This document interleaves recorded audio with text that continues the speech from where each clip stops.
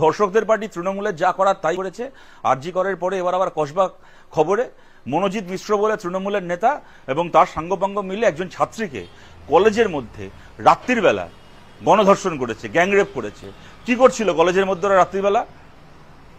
ধর্ষককে তো যা প্রশ্ন করার তা সমাজ করবে, পুলিশ করবে, আমরা চাই আদালত করুক, কিন্তু কলেজ কর্তৃপক্ষ জবাব দেবে না। তৃণমূল কংগ্রেসের কোলে বসে থাকা এই সমস্ত কলেজের প্রিন্সিপালগুলো, যারা খালি তৃণমূল কংগ্রেসের চটি চাটার যোগ্যতায় বিভিন্ন কলেজের প্রিন্সিপাল হয়ে বসে আছে।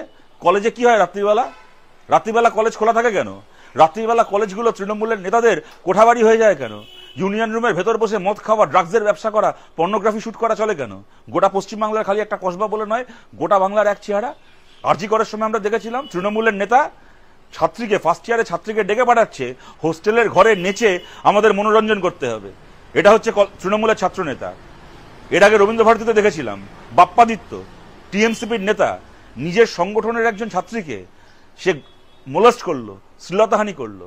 তারপরে তৃণমূলের পক্ষ থেকে, তৃণমূলের কর্মচারী সংগঠনের পক্ষ থেকে সেই বাপ্পাদিত্যকে স্টুডেন্ট অফ দ্য ইয়ারের পুরস্কার দেওয়া হলো। সে কেন student of the year?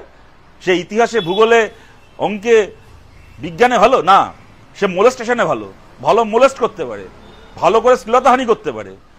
Video প্রকাশিত হয়েছিল ইউনিয়ন রুমের ভেতর, একটা ইউনিভার্সিটির ইউনিয়ন রুমের ভেতর দেওয়ালে মমতা ব্যানার্জির ছবি টাঙানো, তার সামনে খালি গায়ে মদের বোতল নিয়ে নাচছে।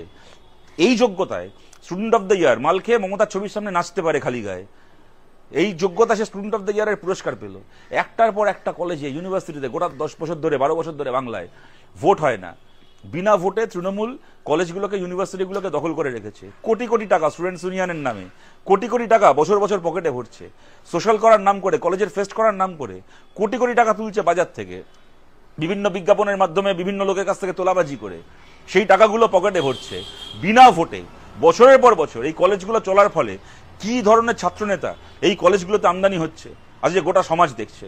যেখানে ভোট হয়, প্রেসিডেন্সি থেকে শুরু করে, যাদবপুর থেকে শুরু করে, কদিন আগে মেডিকেল কলেজে তৃণমূলকে, ওই তৃণমূলের পতাকাটাকে ছেঁড়া ন্যাকড়া মনে করে ছেলেমেয়েরা, ছাত্রছাত্রীরা ডাস্টবিনে ফেলে দেয়। প্রার্থী দিতে পারেনি তৃণমূল কদিন আগে, আপনারা দেখেছেন মেডিকেল কলেজে, যাদবপুরে, প্রেসিডেন্সিতে একটা সিট পায় না।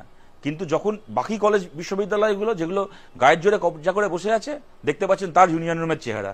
ছাত্রীদের গণধর্ষণ করার জন্য তৃণমূলের নেতারা ইউনিয়ন রুমকে ব্যবহার করে। এইটাই চলবে আমাদের বাংলায়।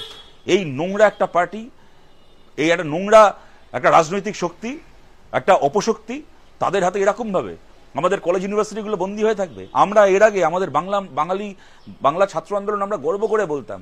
বাংলা ছাত্র আন্দোলন মানে একদিকে যেরকম শ্যামল চক্রবর্তী, সুভাষ চক্রবর্তী, বিমান বসু বাংলা ছাত্র আন্দোলন দিয়েছে, তেমন বাংলা ছাত্র আন্দোলন প্রিয়রঞ্জন দাশমুন্সিকে দিয়েছে, বাংলা ছাত্র আন্দোলন সুব্রত মুখার্জিকে দিয়েছে। এইটা হচ্ছে বাংলা ছাত্র আন্দোলন। শ্রমিক ভট্টাচার্য আজকে দেশের একজন এমপি, বাংলা ছাত্র আন্দোলনের গর্ভে তার জন্ম হয়েছে।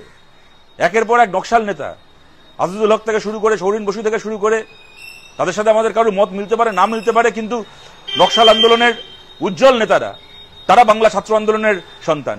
আর সেই বাংলা ছাত্র আন্দোলন মানে এখন তৃণমূলের এই নেতাগুলো, যারা ইউনিয়ন রুমটাকে মদের ব্যবসা করার, পর্নোগ্রাফি শুটিং করার আর গণধর্ষণ করার ঠেক বানিয়েছে তাদের।